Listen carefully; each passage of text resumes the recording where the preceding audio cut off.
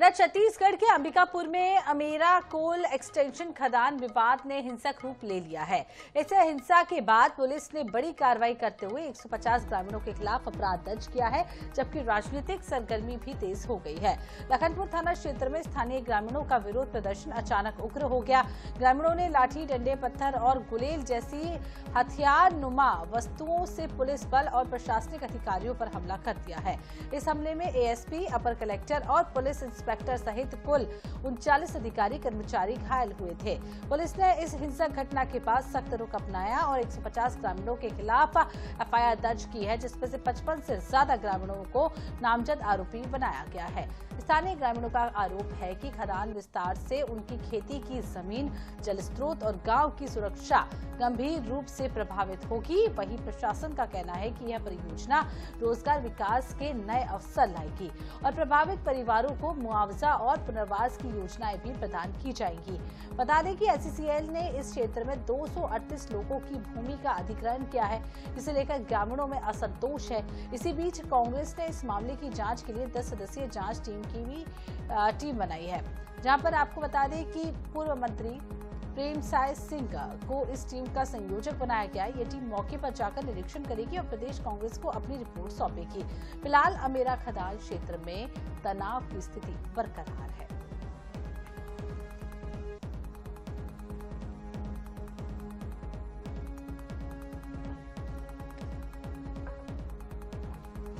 तो इसी खबर पर संतोष कश्यप ज्यादा जानकारी के लिए हमारे साथ जुड़ चुके हैं। संतोष, जिस तरीके से ग्रामीणों की यहाँ पर परेशानी आ बनी है, हालांकि मुआवजा देने की बात की जा रही है, रीशिफ्टिंग की बात की जा रही है, बावजूद उसके ग्रामीण विरोध कर रहे हैं, तो पूरी डिटेल में इस खबर को बताइए।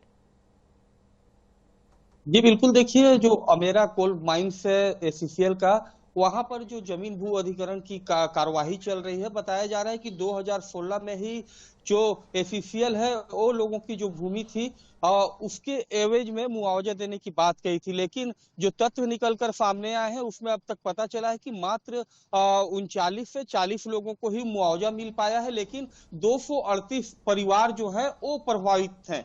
39 लोगों को अगर हम छोड़ दें तो बाकी जो गांव के ग्रामीण हैं, निवासी हैं, वो अब तक मुआवजा नहीं लिए हैं। तो कहीं ना कहीं मुआवजा नहीं लिए हैं, इसी कारण जो ग्रामीण हैं वो जो एससीसीएल जो कोल्स माइंस का जो विस्तार हो रहा है उसका ये विरोध कर रहे हैं। लेकिन ये जो विरोध है ये काफी तनाव की स्थिति यहाँ पर देखने को मिली है। पिछले दिनों हम लोगों ने देखा था कि पुलिस और जो ग्रामीण हैं उनके बीच में काफी खूनी संघर्ष हुआ था, जिसमें कई 40 के लगभग पुलिसकर्मी जो थे वो गंभीर रूप से घायल हुए थे। वहीं जो कुछ ग्रामीण हैं उन्हें भी चोट आई थी और काफी पथराव व आंसू गैस के गोले भी यहाँ पर छोड़े गए थे ग्रामीणों को भगाने के लिए। तो ये जो तमाम तनाव की स्थिति जो है वो हालांकि अब भी बनी हुई है, लेकिन जो एससीसीएल जो माइंस है वो अपना जो काम है वो शुरू कर चुकी है। लगभग 450 से 500 जो पुलिस के जो कर्मचारी अधिकारी हैं उनकी यहाँ पर ड्यूटी तैनात की गई है और उन्हीं के निगरानी में पूरा काम चल रहा है। लेकिन ये सब तमाम जो बातें ग्रामीण और जो एससीसीएल के बीच थी, अब वो राजनीतिक मंच यहाँ पर लेते हुए नजर आ रही है। अगर हम बात करें तो बीते दिनों की बात करें तो कांग्रेस का एक दल वहां मौजूद ग्रामीणों के पास गया था। ग्रामीणों से उन्होंने बातचीत की थी और जिला प्रशासन से भी जाकर उन्होंने अपना पक्ष रखा था, लेकिन अब तक कोई हल निकलकर नहीं सामने आया। और यही कारण है कि अब कांग्रेस ने डॉक्टर प्रेमसाय टेकाम है जो पूर्व मंत्री रहे हैं, उनके नेतृत्व में 10 सदस्यीय टीमों का गठन किया है और इसका जो संचालन है वो छत्तीसगढ़ की सह प्रभारी जरिता लेत्पलॉन्ग करेंगी और मौके पर जाएंगी, वहां का मुआयना करेंगी।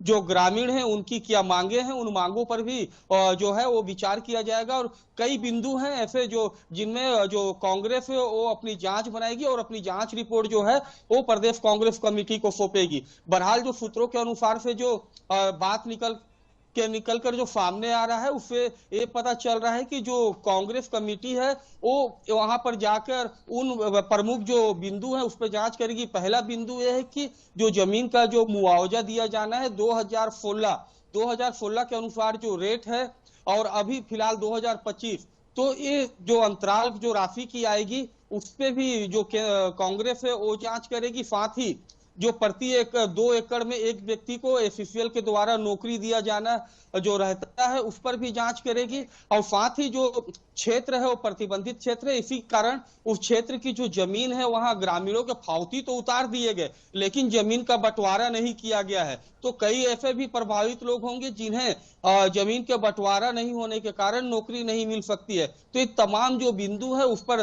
कांग्रेस है वो जांच करेगी और जो जांच करके अपनी रिपोर्ट प्रदेश कांग्रेस कमेटी को सौंपेगी। जी तो कुल मिलाकर अब जांच रिपोर्ट जो आएगी तब देखना होगा कांग्रेस किस तरीके से जांच कर रही है, क्या कुछ सामने आता है। हालांकि समस्या फिलहाल ग्रामीणों के लिए बन पड़ी है। बने रहिएगा हमारे साथ संतोष, अगली खबर पर भी आपसे अपडेट लेंगे।